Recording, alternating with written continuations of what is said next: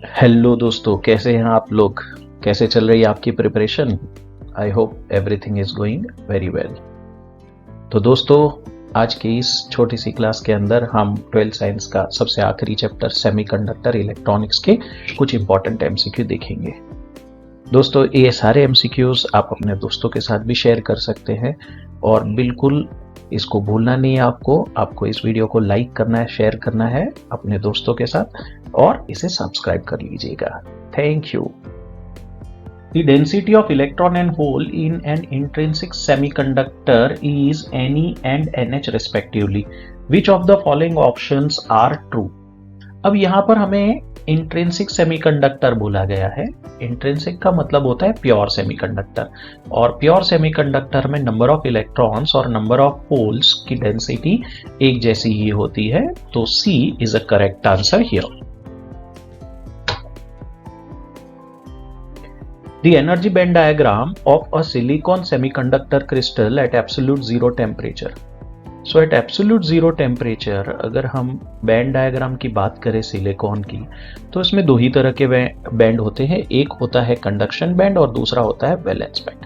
और absolute zero temperature पे सारे ही इलेक्ट्रॉन वैलेंस बैंड में होते हैं और कंडक्शन बैंड बिल्कुल खाली होता है। तो यहाँ पर जो ऑप्शन इस बात को सपोर्ट करेगा वही हमारा सही जवाब होगा। सो पहला ऑप्शन है has completely empty valence band and completely filled conduction band, जो पॉसिबल ही नहीं है। दूसरा ऑप्शन कहता है has completely empty conduction band and completely filled valence band. जी हाँ, ये सही ऑप्शन है। तीसरा ऑप्शन कहता है has completely empty valence and conduction band and completely filled forbidden gap. ये तो बिल्कुल हास्यास्पद है, पॉसिबल ही नहीं है। Conduction band is partially filled, ये भी पॉसिबल नहीं है। तो यहां पर हमारा ऑप्शन बी सही जवाब गिना जाएगा। The band gap of a conductor, semiconductor and insulator are respectively Eg1, Eg2 and Eg3. The relation between them can be given by. तो सबसे पहले हमें बोला गया है कंडक्टर के लिए, तो कंडक्टर के लिए बैंड गैप या तो होता ही नहीं है या फिर बहुत ही छोटा होता है। यानी कि ये जो एनर्जी बैंड गैप है कंडक्शन और वैलेंस बैंड के बीच में, जिसे हम Eg से एक्सप्रेस करते हैं, ये बहुत ही कम होता है। अगर हम बात करें सेमीकंडक्टर की, तो ये बैंड गैप होता है और ये करीब करीब 3 इलेक्ट्रॉन वोल्ट या इससे भी कम होता है Eg2। जबकि हम इंसुलेटर की बात करें तो ये बैंड गैप बहुत बड़ा होता है, इसे हम कहेंगे Eg3। तो सबसे पहला जो बैंड गैप है ये है कंडक्टर के लिए, दूसरा जो है वो सेमीकंडक्टर के लिए है,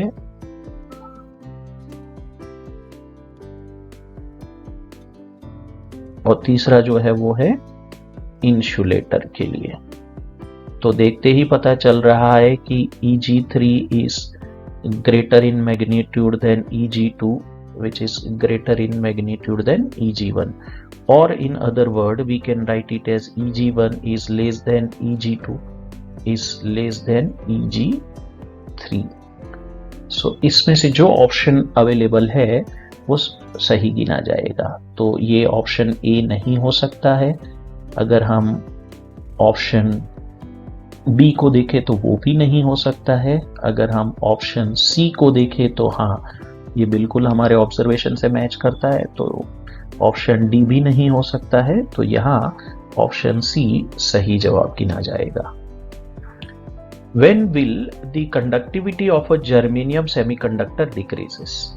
अब जर्मेनियम एक सेमीकंडक्टर है और इस सेमीकंडक्टर की प्रॉपर्टी है कि जैसे जैसे टेम्परेचर इसमें राइज होता है, इसका रेजिस्टिविटी का वैल्यू जो है वो with respect to temperature fall होता जाता है। और इसका एक वैल्यू इस तरह से सोच सकते हैं कि अगर किसी एक टेम्परेचर के ऊपर इसका रेजिस्टेंस अगर 100 ओम्स है, तो उसमें केवल 1 डिग्री का चेंज होने पर ये रेजिस्टेंस करीब 87 ओम्स हो जाता है। यानी कि सीधा सीधा 13% रेजिस्टेंस टेम्परेचर राइज होते ही डिक्रीज हो जाता है। तो यहाँ पर हमारे चारों ऑप्शन में से ऑप्शन डी सबसे सही जवाब गिना जाएगा। That is on decreasing the temperature semiconductor में कंडक्टिविटी जो है वो डिक्रीज हो जाएगी। A potential barrier of 0.50 volt exists across the PN junction. If the depletion region is 5 into 10 raised to minus 7 meter wide, the intensity of electric field in that region is. So, voltage V that can be written as electric field times distance D. So, electric field E can be written as V divided by D.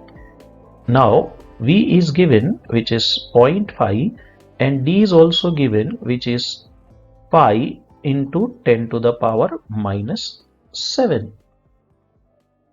अब इसे अगर हम rewrite करें तो ये value बनेगा 5 into 10 to the power minus 1 divided by 5 into 10 to the power minus 7. यहाँ से 5 और 5 कट जाएगा और ये 1 into 10 to the power 6 volt पर मीटर कुछ इस तरह से आपका आंसर बनेगा। सो सारे ऑप्शन में ऑप्शन बी सही जवाब गिना जाएगा।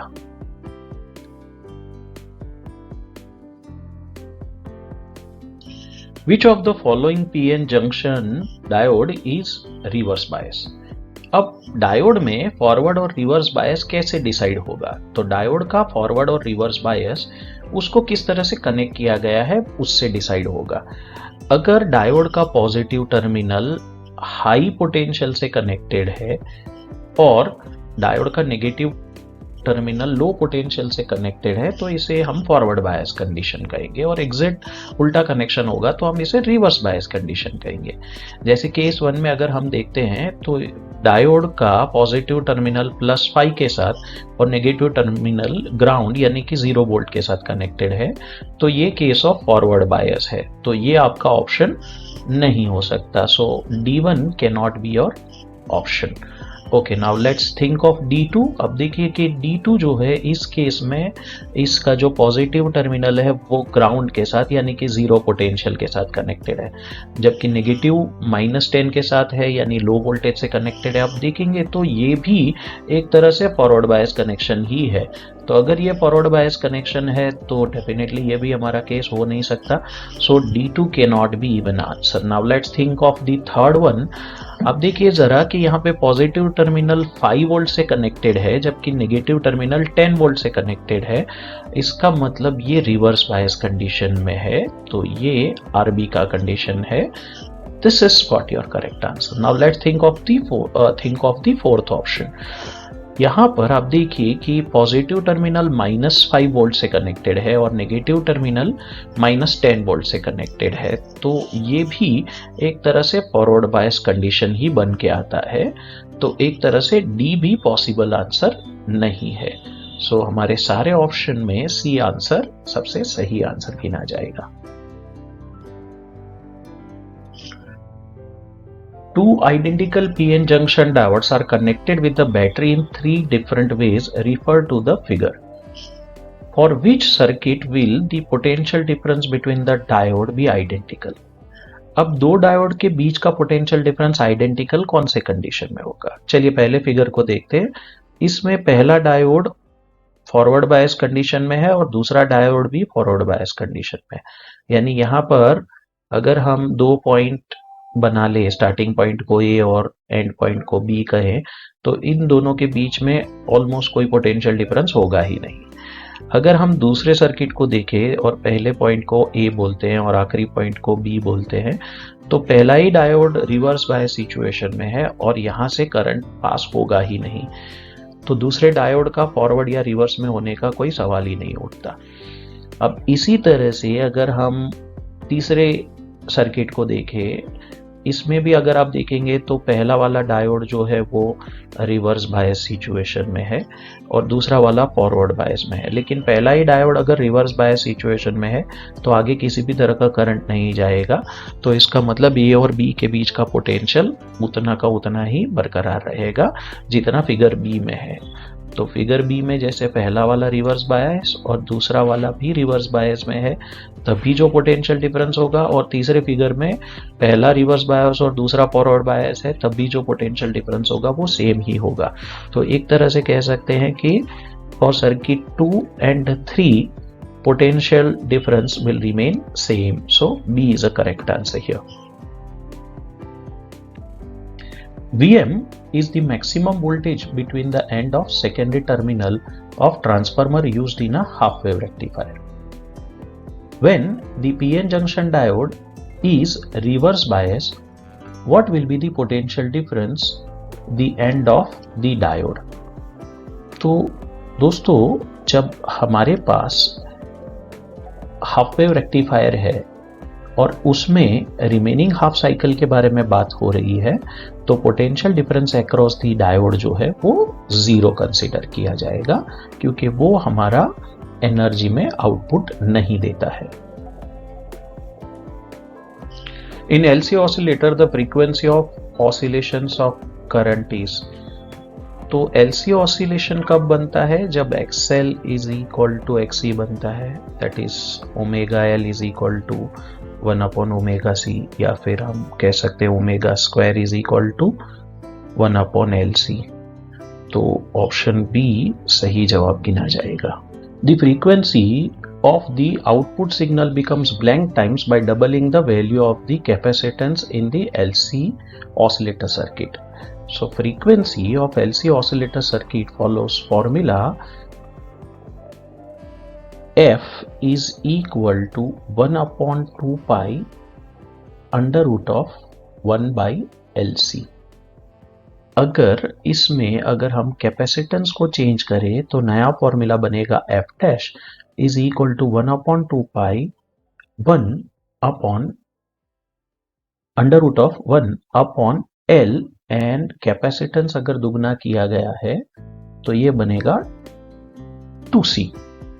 अब F dash by F that can be written as 1/2 pi under root of 1 by 2LC into 2 pi times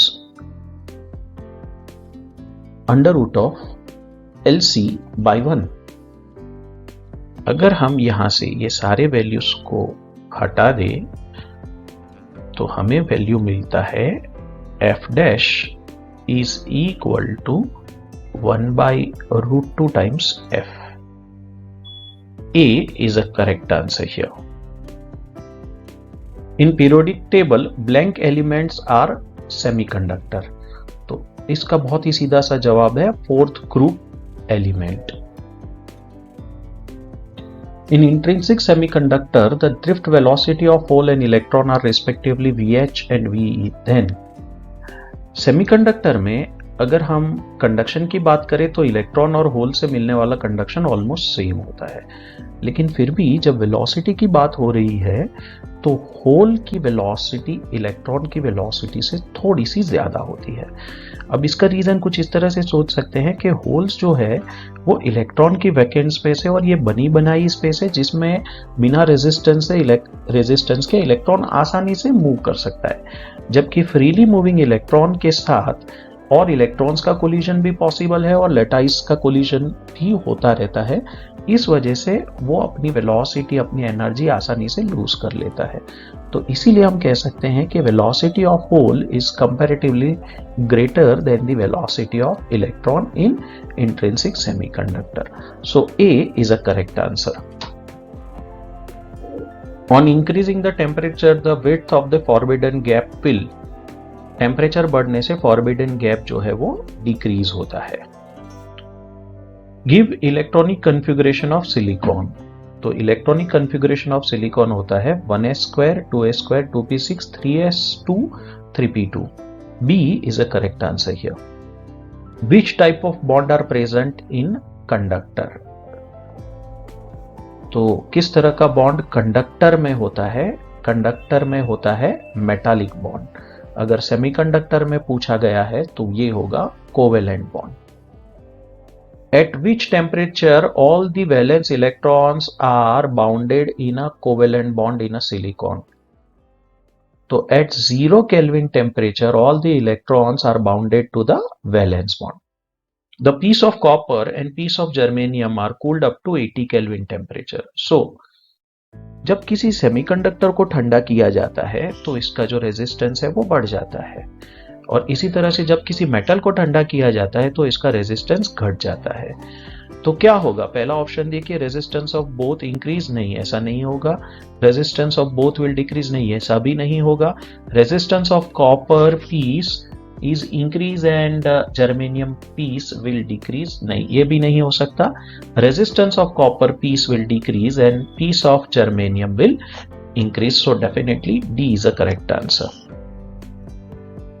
The conduction of electron contains more mobility than the conduction of hole because they. अब देखिए, थोड़ी देर पहले ही हमने discuss किया कि electron और whole दोनों की वजह से कंडक्शन होगा, लेकिन होल्स की वजह से ये कंडक्शन थोड़ा आसान होगा क्योंकि उनका किसी के साथ कोलिजन नहीं हो रहा है, जबकि इलेक्ट्रॉन्स आसानी से अपने आप के साथ, दूसरे इलेक्ट्रॉन्स के साथ या फिर लैटाइस के साथ कोलाइड होते रहते हैं, यानी इसकी वजह से उनको ज्यादा रेजिस्टेंस फेस करना पड़ता है। तो हम बोल सकते हैं कि D is a correct answer here. To get P-type silicon semiconductor, we are doping blank in a pure semiconductor. तो P-type semiconductor के लिए हमें ट्राइवेलेंट इम्प्यूरिटी चाहिए, और सारे ऑप्शन में ट्राइवेलेंट इम्प्यूरिटी केवल एल्यूमिनियम है। So A is a correct answer. What will be the resistance of semiconductor at 0 Kelvin temperature? So resistance of semiconductor at 0 Kelvin temperature is infinity. What will be the range of forbidden gap between the valence band and conduction band of semiconductor? तो valence band और conduction band के बीच में gap 1 electron volt के order का होता है। Which of the following is the ratio of free electron and hole density in a pure semiconductor? Pure यानी कि इंट्रिंसिक सेमीकंडक्टर में number of electrons and number of holes same होते हैं, तो इसका डेंसिटी भी सेम होगा, तो इसका रेशियो 1:1 गिना जाएगा। A is a correct answer. In electronic configuration of silicon, blank electrons are valence electrons. So silicon के आउटर मोस्ट ऑर्बिट में जो इलेक्ट्रॉन्स होते हैं इसे वैलेंस इलेक्ट्रॉन कहा जाता है, और ये आउटर मोस्ट ऑर्बिट के इलेक्ट्रॉन्स होंगे 3s2 3p2। C is a correct answer. The construction of current due to hole and electron is, तो इलेक्ट्रॉन और होल से बनने वाला करंट एक दूसरे के ऑपोजिट डायरेक्शन में होता है। B is a correct answer. N type germanium is formed on doping blank intrinsic germanium. So यहां पर आपका ऑप्शन होगा phosphorus. The number density of electron is 4.5 into 10 raised to 22 meter raised to -3, and number density of hole is 4.5 into 10 raised to 9 meter cube. This semiconductor is, यहाँ पर Ne is greater than NH, यानी कि electrons majority charge carrier है और electron का charge negative होता है, इसी वजह से इस तरह के सेमीकंडक्टर को हम एन टाइप सेमीकंडक्टर कहेंगे। B is a correct answer. The ratio of host atom and impurity atom is approximately blank in a semiconductor. Impurities का जो ऑर्डर होता है इसे हम ppm कहते हैं, दैट इज पार्ट पर मिलियन, यानी कि एवरी 10⁶ होस्ट एटम में एक इम्प्यूरिटी ऐड की जाती है। सो सी इज अ करेक्ट आंसर। सो दोस्तों, इसी के साथ हमारे सारे एमसीक्यू इस चैप्टर के खत्म होते हैं। चलिए मिलते हैं कुछ और एमसीक्यू के साथ अगले कुछ क्लासेस में।